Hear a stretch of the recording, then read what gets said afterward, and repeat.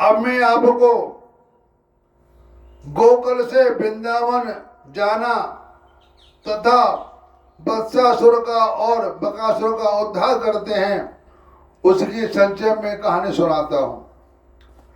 सुखदेव जी कहते हैं कि परीक्षित, वृक्षों के गिरने से जो भयंकर शब्द हुआ था उसे नंद बाबा आदि गोपी ने भी सुना। उनके मन में यह शंका हुई कि कहीं बिजली तो नहीं गिरी। सब के सब भयभीत होकर वृक्षों के पास आ गए। वहां पहुंचने पर उन लोगों ने देखा कि दोनों अर्जुन वृक्ष गिरे हुए हैं। यद्यपि वृक्ष गिरने का कारण स्पष्ट था, वहीं उनके सामने ही रस्सी में बंधा हुआ बालक ऊपर खींच रहा था, परंतु वे समझ न सके यह किसका काम है। ऐसी आश्चर्यजनक दुर्घटना कैसे घट गई, यह सोचकर वे कातर हो गए और उनकी बुद्धि भ्रमित हो गई। वहां कुछ बालक खेल रहे थे। उन्होंने कहा, अरे इसी कन्हैया का तो काम है। यह दोनों वृक्षों के बीच में होकर निकल रहा था। उखल तिरछा हो जाने पर दूसरी ओर से इसने उसे खींचा और वृक्ष गिर पड़े। हमने तो इनमें से निकलते हुए दो पुरुष भी देखे हैं। दो निकले पुरुष जब वृक्ष गिरे थे तो उनका मुक्ति मिल गई और वो पुरुष बन गए। परंतु गोपी ने बालकों को बात नहीं मानी। वे कहने लगे, एक नन्हा सा बड़ा इतना बड़े वृक्षों को उखाड़ डाले, यह कभी संभव नहीं। किसी किसी के चित्त में श्री कृष्ण की पहले की लीलाओं का स्मरण करके संदेह भी हो गया। नंद बाबा ने देखा उनका प्राणों से प्यारा बच्चा रस्सी से बंधा हुआ ऊपर घसीटता हुआ जा रहा है।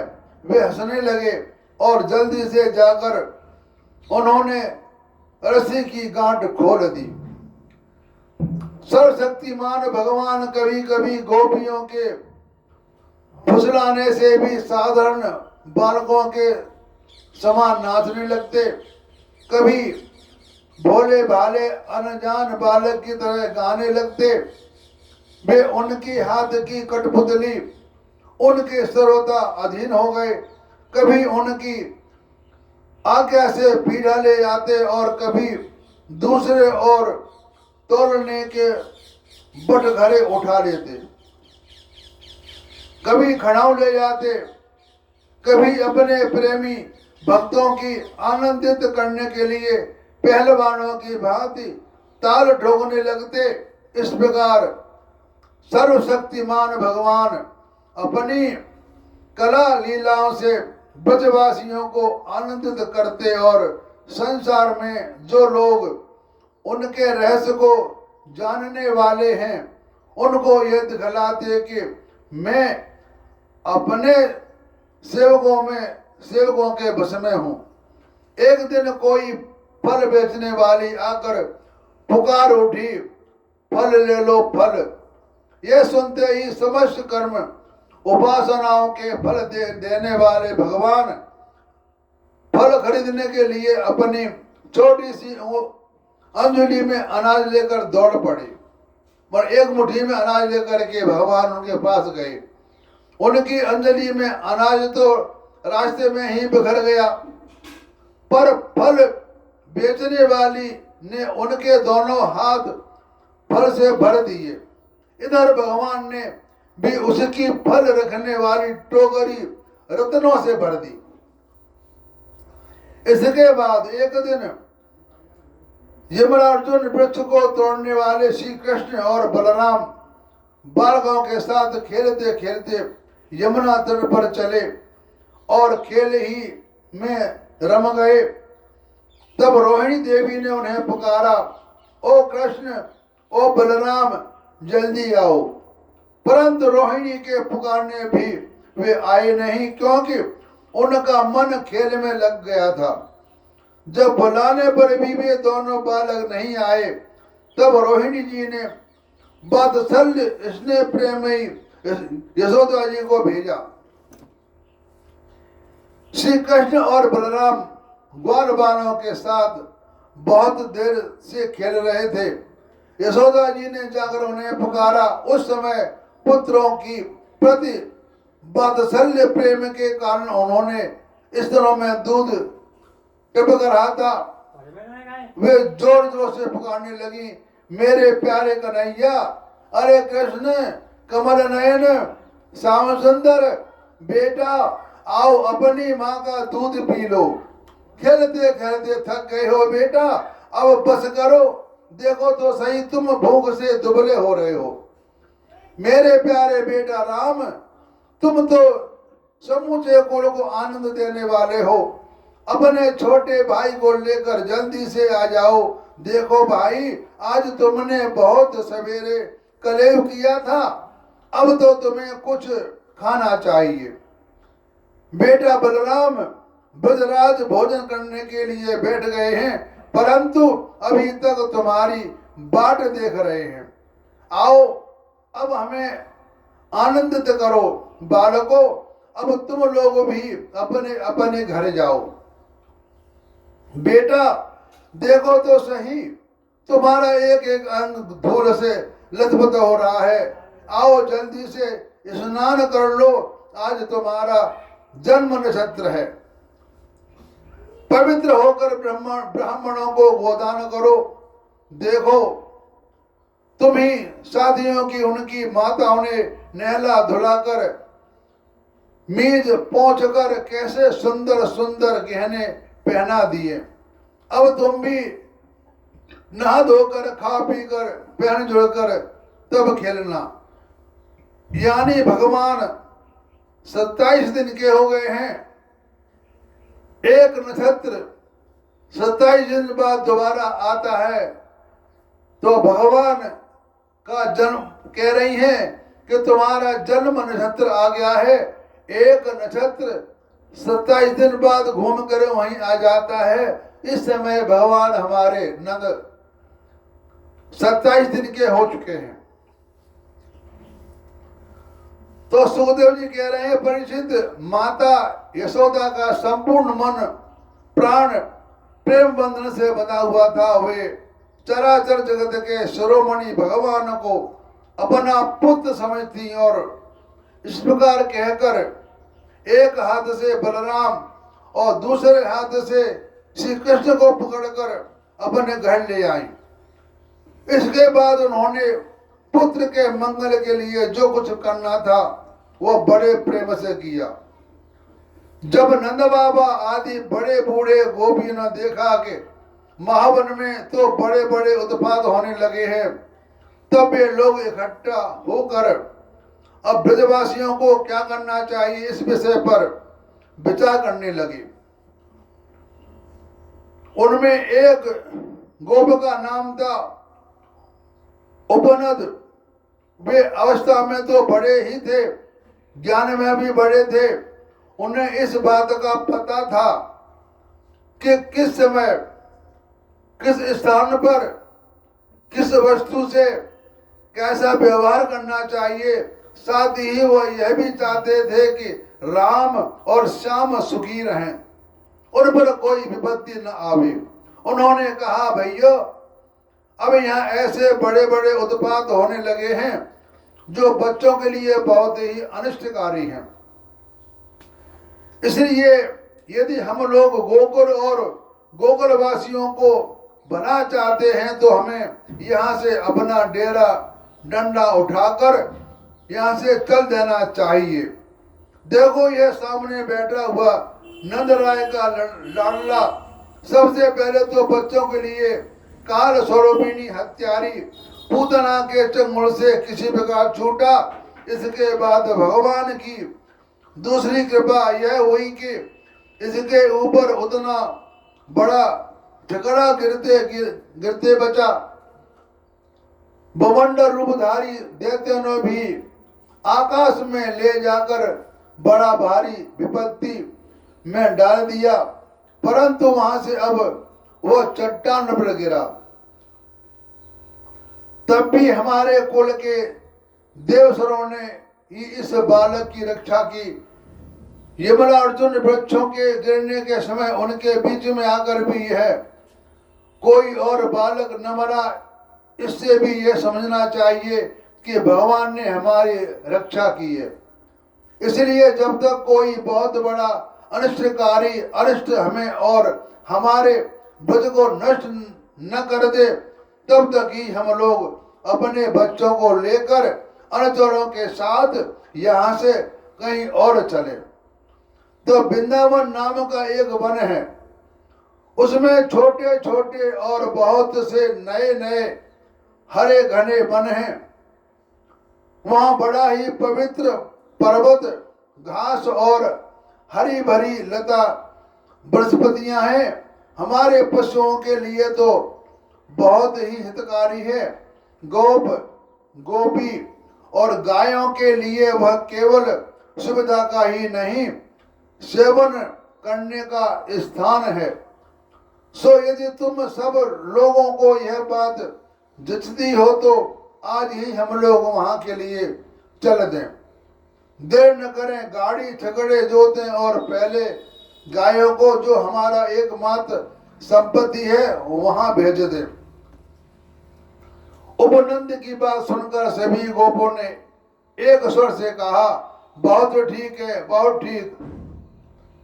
इस विषय में किसी का भी मतभेद न था। सब लोगों ने अपने झुंड के झुंड गाय इकट्ठी की और छकड़ों पर घर की सब सामग्री लाद कर वृंदावन की यात्रा की। परिचित ग्वालों ने बूढ़े बच्चों, स्त्रियों और सब सामग्रियों को छकड़ों पर चढ़ा दिया और स्वयं उनके पीछे पीछे धनुष बाण लेकर सावधानी से चलने लगे। उन्होंने गौ और बछड़ों को तो सबसे अलग आगे कर लिया। उनके पीछे सिंगी और तुरई जोर जोर से बजाते हुए चले। उनके साथ ही साथ पुरोहित लोग भी चल रहे थे। गोपियां अपने अपने वक्ष स्थल पर नई केसर लगाकर, सुंदर सुंदर वस्त्र पहनकर, गले में सोने का हार पहने हुए रथों पर सवार थीं और बड़े आनंद से भगवान श्री कृष्ण की लीलाओं की गीत गाती जाती थीं। यशोदा रानी और रोहिणी भी वैसे ही सज धज कर अपने अपने प्यारे पुत्र श्री कृष्ण तथा बलराम के साथ एक झगड़े पर शोभायमान हो रही थी। वे अपने दोनों बालकों को तोतली बोली सुन सुनकर भी अगाती नहीं थी और सुनती चाहती थी। वृंदावन बड़ा ही सुंदर वन है, चाहे कोई भी ऋतु हो वहां सुख ही सुख है। उसमें प्रवेश करके ग्वालों ने अपने छकड़ों को अर्धचंद्राकार मंडल बांधकर खड़ा कर दिया और अपने गोधन के रहने योग्य स्थान बना लिया। तो सुखदेव जी कहते हैं कि परिचित वृंदावन हरा भरा वन, अत्यंत मनोहर गोवर्धन पर्वत और यमुना नदी के सुंदर सुंदर पूर्णों को देखकर भगवान श्री कृष्ण और बलराम जी के हृदय उत्तम प्रीत का उदय हुआ। राम और श्याम दोनों ही अपनी तोतली बोले और अत्यंत मधुर बालोचित लीलाओं से गोकुल की तरह वृंदावन में भी ब्रजवासियों को आनंद देते रहे। थोड़े ही दिनों में समय आने पर बछड़े चराने लगे। दूसरे ग्वाल वालों के साथ खेलने के लिए बहुत सी सामग्री लेकर वे घर से निकल पड़ते और गोष्ठ के पास ही अपने बछड़ों को चराते। श्याम और राम कहीं बांसुरी बजा रहे थे, कहीं गुलेल या ढेल बांसों से ढेले या गोलियां फेंक रहे। किसी समय अपने पैरों को घुंघरू पर तान छेड़ रहे हैं, कहीं बनावटी गाय और बैल बनकर खेल रहे हैं। एक और देखो तो सांड बनकर हकड़ते हुए आपस में लड़ रहे हैं, तो दूसरी ओर मोर, कोयल, बंदर आदि पशु पक्षियों की बोलियां निकाल रहे हैं। परीक्षित, इस प्रकार सर्वशक्तिमान भगवान साधारण बालकों के सामने खेलते रहे। एक दिन की बात है कि श्याम और बलराम अपने प्रेमी सखा ग्वाल बालों के साथ यमुना तट पर बछड़े चरा रहे थे। उसी समय उन्हें मारने की नीयत से एक दैत्य आया। भगवान ने देखा कि यह बनावटी बछड़े का रूप धारण कर बछड़ों के झुंड में मिल गया है। वे आंखों के इशारे से बलराम जी को दिखाते हुए धीरे धीरे उसके पास पहुंच गए। उस समय ऐसा जान पड़ता था मानो वे दैत्यों को तो पहचानते नहीं और उसे हट्टे कट्टे सुंदर बछड़े पर मुग्ध हो गए। वो दैत्य ने इतना सुंदर अपना रूप बना लिया था कि यह बछड़ा बहुत सुंदर है, लेकिन वो था दैत्य। तो भगवान श्री कृष्ण के पूछने के साथ उसके दोनों पिछले पैर पकड़कर आकाश में घुमाया और मर जाने पर कैद के वृक्ष पर पटक दिया। उसका लंबा तगड़ा दैत्य शरीर बहुत से कैद के वृक्षों को गिरकर स्वयं भी गिर पड़ा। यह देखकर ग्वाल बालों के आश्चर्य की सीमा न रही। वे वाह वाह करके प्यारे कन्हैया की प्रशंसा करने लगे और देवता भी बड़े आनंद से फूलों की वर्षा करने लगे। तो परीक्षित जो सारे लोगों के एकमात्र रक्षक हैं, वे ही श्याम बलराम अब बत्सपाल बछड़ों के चराहे बने हुए हैं और तड़के ही उठकर कलेवर की साबकी ले लेते और बछड़ों को चराते हुए एक वन से दूसरे वन में घुमा करते। एक दिन की बात है, सब ग्वाल वाल अपने झुंड के झुंड बछड़ों को पानी पिलाने के लिए जलाशय के तट पर ले गए। उन्होंने पहले बछड़ों को जल पिलाया, फिर स्वयं भी पिया। ग्वाल वालों ने देखा कि वहां एक बहुत बड़ा जीव बैठा हुआ है। वो ऐसा मालूम पड़ता है कि मानो इंद्र के वज्र से कटकर कोई पहाड़ का टुकड़ा गिरा हो। तो ग्वाल वाल उसे देखकर डर गए। वह बक नामक का एक बड़ा भारी असुर था जो बैगुल लेकर रूप घर के वहां आया था। उसकी चोंच बड़ी तीखी और बड़ी स्वयं बड़ी बलवान थी। उसने झपट कर श्री कृष्ण को निगल लिया। जब बलराम देखा कि यह बड़ा भारी बगुला श्री कृष्ण को निगल गया, तब उनकी वह गति हुई जो प्राण निकल जाने पर इंद्रियों की होती है। जब प्राण शरीर से निकल जाते हैं तो इंद्रियां बहुत घबराती हैं, बाद में इंद्रिय निकल जाती हैं। बगैर प्राण के इंद्रियों का हमारे शरीर में नहीं रह सकती। प्राण निकल जाते हैं तो बाद में इंद्रियां घबराती हैं, इंद्रियां भी निकल जाती हैं, फिर मन निकल जाता है। ऐसे मनुष्य जीव की गति होती है। वे अचेत हो गए और परीक्षित श्री कृष्ण लोक पिता में ब्रह्मा भी पिता हैं। वे लीला से ही गोपाल बालक बने हुए हैं। जब वे बगुले के तालू के नीचे पहुंचे तब वे आग के समान उसका तालू जलाने लगे। अतः उस दैत्य ने श्री कृष्ण के शरीर पर बिना किसी प्रकार के घाव किए हैं झपट उन्हें उगल दिया और फिर बड़े क्रोध से अपनी कठोर चोट से उन पर चोट करने के लिए टूट पड़ा। कंस का सखा बकासुर अभी भक्त वत्सल भगवान श्री कृष्ण पर झपट ही रहा था कि उन्होंने अपने दोनों हाथों से उसके दोनों ठौर पकड़ लिए और ग्वाल वालों के देखते देखते खेल ही खेल में उस वैसे ही चीर डाला जैसे कोई बीरण जिसकी जड़ का खास होता है वह चीर डाले। उन्होंने एकदम चीर दिया। इससे देवताओं को बड़ा आनंद हुआ। सभी देवता भगवान श्री कृष्ण पर नंद बन के बेला, चमेली आदि फूल बरसाने लगे तथा नगाड़े शंख आदि बजाकर एवं स्तोत्रों के द्वार उनको प्रसन्न करने लगे। यह सब दिखाकर सब के सब ग्वाल बाल आश्चर्यचकित हो गए। जब बलराम और बालगों ने देखा कि श्री कृष्ण बगुले के मुंह से निकलकर हमारे पास आ गए, तब उन्हें ऐसा आनंद हुआ मानो प्राणों के संचार से इंद्रियां सचेत और आनंदित हो गई। सब ने भगवान को अलग अलग गले लगाया। इसके बाद अपने अपने बछड़े होकर सब ब्रज में आए और वहां उन्होंने घर लोगों को सारी घटना सुनाई। तो परीक्षित बकासुर के वध की घटना सुनकर सब के सब गोप आश्चर्यचकित हो गए। उन्हें ऐसा जान पड़ा जैसे कन्हैया साक्षात मृत्यु के मुख से ही लौटे हों।